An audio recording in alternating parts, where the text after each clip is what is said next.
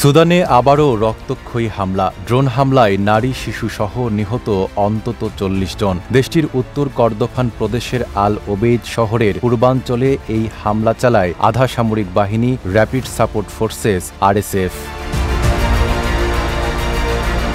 স্থানীয় প্রশাসনের তথ্যে জানা যায়, আল লুয়াইব গ্রামে একটি শেষকৃত্য অনুষ্ঠানে জড়ো হওয়া বেসামরিক নাগরিকদের লক্ষ্য করে হামলাটি চালানো হয়। এতে বহু মানুষ হতাহত হয়েছেন। নিহতদের মধ্যে নারী ও শিশুরাও রয়েছে।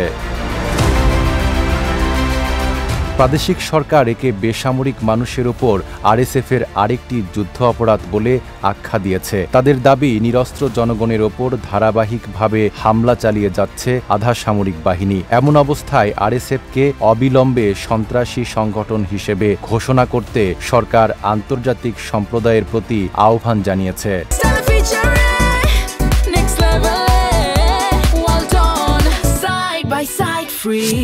এর আগে RSF ঘোষণা করেছিল তারা শিগগিরই আল ওবেইদ শহরে সামরিক অভিযান চালাবে এবং স্থানীয়দের শহর ছাড়ার পরামর্শ দিয়েছিল। আন্তর্জাতিক অভিবাসন সংস্থা IOM জানিয়েছে, উত্তর ও দক্ষিণ কর্দোফানে নিরাপত্তাহীনতার কারণে গত কয়েক সপ্তাহে অন্তত ৩৮,০০০ মানুষ ঘরবাড়ি ছেড়ে পালিয়েছে।